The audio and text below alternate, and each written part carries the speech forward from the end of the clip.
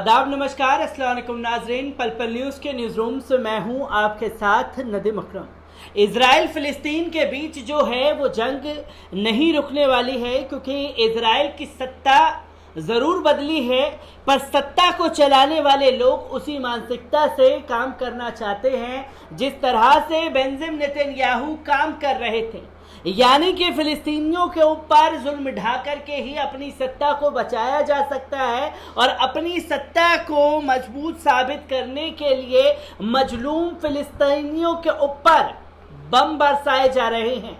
लगातार इजराइल की तरफ से उकसाने की कोशिश जारी है। बीते 2 दिन पहले भी यही तस्वीरें गाजा पट्टी से सामने आई, जहां पर इजराइल ने आधी रात को 2 बम दागे और फिर इसके बाद दोबारा कल रात को ऐसी ही हरकत को अंजाम दिया गया। और भारतीय समय अनुसार बात की जाए तो लगभग दिन के 12 बजे के आसपास, यानी कि अब से कुछ 3-4 घंटे पहले फिलिस्तीन के ऊपर फिर से बम दागे गए हैं और ड्रोन से हमला किया जा रहा है। रात तो जैसे तैसे कट गई, पर जैसे ही सुबह हुई तो फिलिस्तीनियों ने इजराइल के ड्रोन को मार गिराया है, जिसकी तस्वीरें भी सामने आने लगी हैं। और तमाम लोग अब ये दावा करते हुए नजर आ रहे हैं कि नफ्ताली बेनेट जो इजराइल के नए प्रधानमंत्री बने हैं, वो फिलिस्तीनियों के लिए एक बड़ा खतरा बनने वाले हैं, क्योंकि नफ्ताली बेनेट बेंजामिन नेतन्याहू से ज़्यादा कट्टर हैं और वो फिलिस्तीनियों को निशाना बनाएंगे और अपनी सत्ता को चमकाने की कोशिश करते रहेंगे।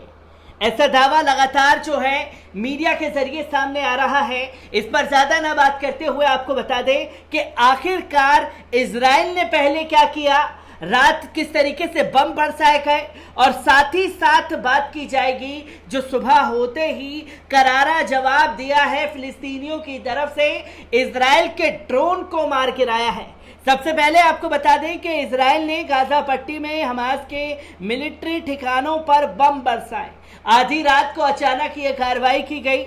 इजराइल के लड़ाकू विमानों ने गाजा पट्टी स्थित अल कस्साम मिलिट्री पोस्ट पर जबरदस्त बमबारी की है। ये पोस्ट इस्लामिक हमास मूवमेंट के आमंड विंग से जुड़ी हुई है। फ़लस्तीन के सुरक्षा सूत्रों ने इसकी जानकारी दी है। इजरायली मीडिया ने बताया है कि गुरुवार को फ़लस्तीन के हमास ने दक्षिणी इजराइल की तरफ विस्फोट बैलून लॉन्च किए थे, जिसके बाद इजराइल ने फ़लस्तीन पर हवाई हमले को अंजाम दिया था। शिन्हुआ एजेंसी के मुताबिक लगातार तीसरे दिन इस तरह के हमले किए गए हैं। आपको बता दें कि 21 मई को ही दोनों देशों के बीच 11 दिनों तक हुए हमलों के बाद सीज़फायर हुआ था।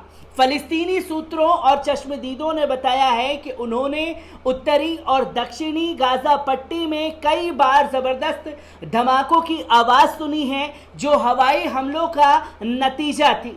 इनका ये भी कहना है कि इन हमलों की वजह से कई जगहों पर ज़बरदस्त नुकसान पहुंचा और कई जगहों पर मिलिट्री पोस्ट तबाह हो गई है।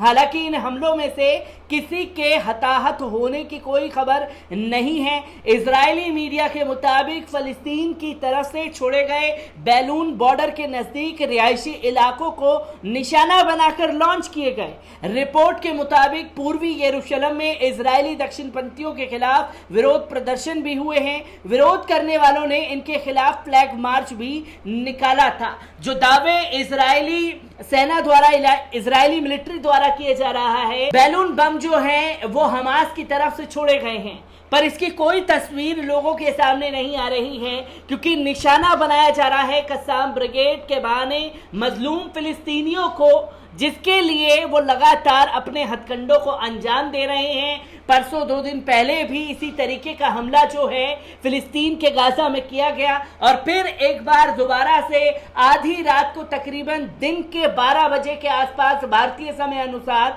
ये बम दागे गए गाजा में। इजराइल आर्मी का कहना है कि बुधवार को इजराइल की तरफ से सीज़फायर के बाद पहला हवाई हमला गाजा पर किया जा रहा था। इजरायली हमलों में हमास से जुड़े सेना ठिकानों को निशाना बनाया गया था, जो दक्षिण गाजा पट्टी के खान यूनिस किस शहर में है। इजराइल ने फलस्तीन स्थित हमास संगठन को चेतावनी दी है कि यदि उसने दोबारा कोई गलती की तो उसको इसके दुष्परिणाम भी झेलने होंगे।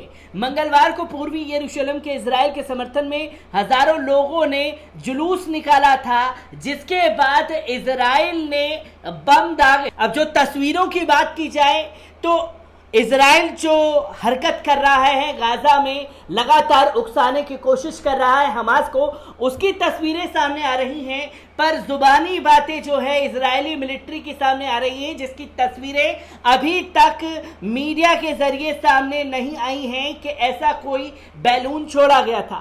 पर जैसे ही इजराइल ने ये बम धमाके किए, उसका मुंहतोड़ जवाब भी फिलिस्तीनियों की तरफ से किया गया है, जिसमें एक ड्रोन इजराइल का मार गिराया है फिलिस्तीनियों ने। आपको बता दें कि फिलिस्तीन का कहना है कि इस्लामी प्रतिरोध गुटों ने गाजा पट्टी में एक इजरायली ड्रोन विमान को मार गिराया है। साबेरीन न्यूज वेबसाइट की रिपोर्ट के मुताबिक शुक्रवार को सुबह सवेरे फलस्तीनी प्रतिरोध फोर्सेस ने गाजा के पश्चिम में एक इजरायली ड्रोन को मार गिराया है। शहाब न्यूज एजेंसी का कहना है कि बेत लहिया के इलाके में प्रतिरोध लड़ाकों ने इस ड्रोन को निशाना बनाया है। इजरायली ड्रोन विमान की बमबारी में फिलिस्तीनियों को पहुंचाने जाने वाली माली नुकसान की तुरंत रूप से विस्तृत जानकारी प्राप्त नहीं हो सकी है।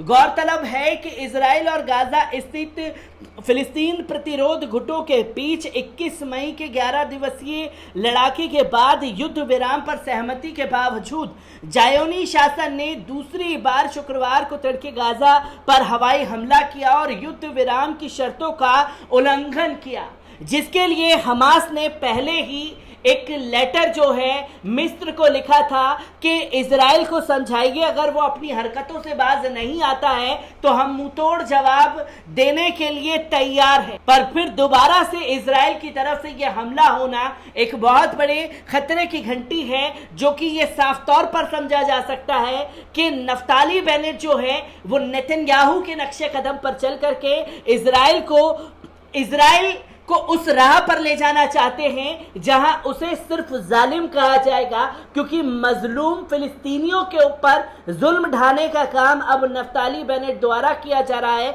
और नफ्ताली बेनेट नेतन्याहू से ज्यादा खतरनाक है, जो कि सारे रास्ते जो हैं एक दोनों देशों के बीच, खासतौर पर बात की जाए फिलिस्तीन और इजराइल के बीच बातचीत की संभावनाएं जो हैं पूरी तरीके से बंद हैं। नफ्ताली बेनेट के आने के बाद अब किस तरीके से हमास मुंहतोड़ जवाब देगा, फिलिस्तीन की तरफ से क्या प्रतिक्रिया आएगी, और इंटरनेशनल लेवल पर एक बार फिर से ये बहस किस तरीके से जन्म लेगी इजराइल के इस कदम को लेकर के, मैं ऐसी ही खबरों से आपको रूबरू कराता रहूंगा। दीजिए इजाजत, शुक्रिया।